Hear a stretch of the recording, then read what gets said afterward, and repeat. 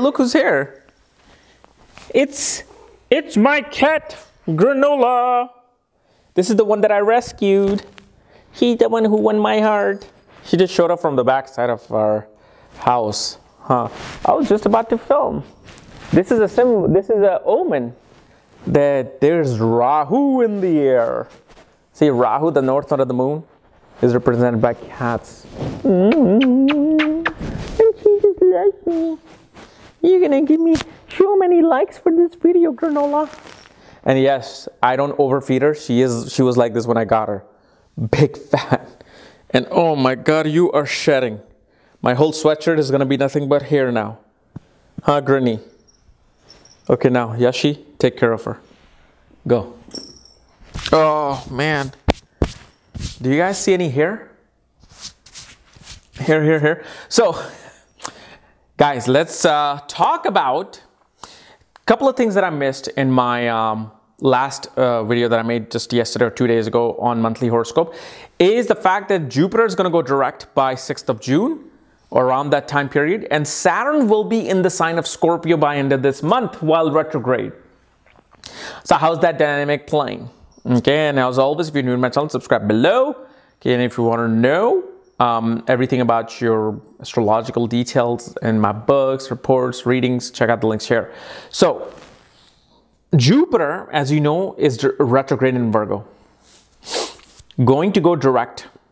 What does this mean? See, Jupiter going direct now will show us the better self of our ability to criticize something. When Jupiter is retrograde, we criticize things for nonsensical reasons. We criticize things on the most minute of flaws that we shouldn't. This is why Jupiter does not do well in Virgo. But now that it's going direct, what's going to happen is this. We're going to be aware of what should we say, how should we criticize something. Now Jupiter will be criticizing things when it matters, not when it's just out of the spur for no apparent reason. What do I mean by this? First of all, you got to realize Jupiter is not just guru, teacher, counselor. Jupiter is you. Why? It is the Jupiter within you. Jupiter is a guru. There's a guru within you. You know that your soul, the little fire, the invisible, not invisible, it's actually, you can see it through certain technology which has not been developed. You'll be able to see it, your soul. That's sun. Sun provides you the soul. What is Jupiter? Jupiter provides you the spark of the soul. Meaning, cell phone is the soul. The actual connection, the Wi-Fi connection on the phone is Jupiter. This is why Jupiter is Jiva Karka, meaning Karka for the living things. And you can look at Jupiter in a way where, like, if I'm dead, you can keep the blood pumping in my body, keep my lungs going, okay? Keep my heart pumping. And my body will be alive. Physically, it'll be alive. But I'm no longer there. I'll be dead because soul escaped. And so Jupiter can't do anything. If there's no cell phone, what is the Wi-Fi connection going to do? Nothing. It's just there. It's just present. So realize that now what's going to happen is that because we as Jupiter, with retrograde Jupiter, criticized the outer self of others. Meaning, oh, we don't want these people in our country. Oh, these people are so bad. Oh, I hate this religion. Oh, this spirituality is so great because this, and yours is not great. This foolishness, this dumb ideology that we have been going through is going to start changing.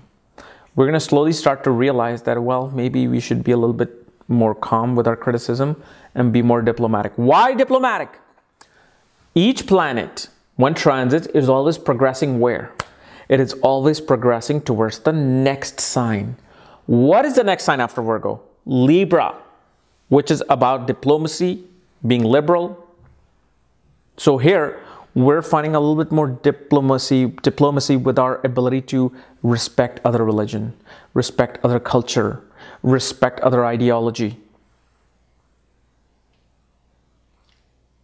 But obviously, even in Libra, there's going to be certain things that Jupiter is not going to be really happy about, but it's going to be far better than Virgo. And I'll make a video on Jupiter in Libra probably within this week or next week, either here on my main channel, KRS channel, and then I'll cover all the ascendants here.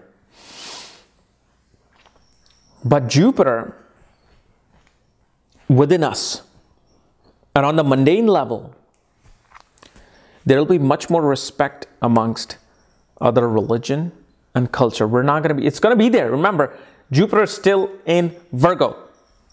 It's not out of Virgo. It is still going to be critical, but it's not going to be nonsensical about it. Just criticizing for the sake of criticizing. Even if you didn't make a mistake, teacher says, no, you're horrible. You're a horrible student. It's going to be much less now. Only when you make a mistake, Jupiter will now say something. And then Saturn is coming to its most important point, known as Gandhanta.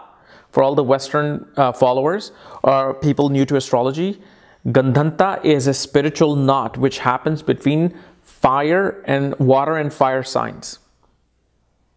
And especially after the 29th degree of water and less than 1 degree of fire signs is this Gandhanta position. And this is a very powerful position. This shows a karmic knot that needs to be untied. So if you have these type of positions in your birth planet or in your birth chart, oh man, you got some big things to do in this life. Remember, that's what Gandhanta is there. You got to do, because planets are so powerful in the Gandhanta position, they can change the course of life and world.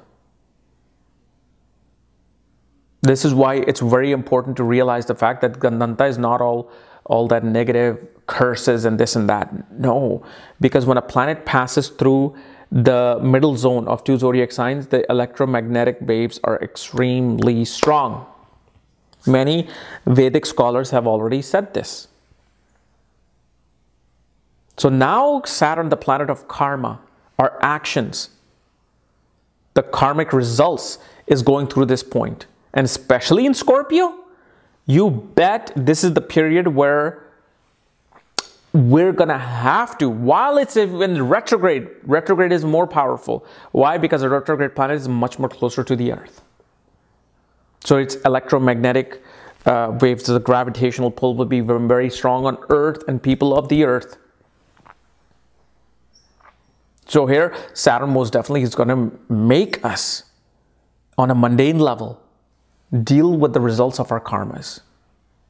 And especially in this period, one of the best things to do is to study mystical subjects, study occult, study mystical subjects, study subjects that have always given you fear, because Saturn is going to bring your worst fears out and make you face them so you can improve yourself. Now, obviously not everybody's going to feel this. Not everybody's going to deal with this. This is more of a mundane level because we don't know how Saturn is placed in your particular horoscope. You know, we don't know what planet it might be going over. But this is one of the best things to do in this period is to study the deepest subjects, the most mysterious subjects. It doesn't have to be occult or astrology. It could be anything. You could be learning about something, discovering something new in DNA that can just change the course of humanity forever.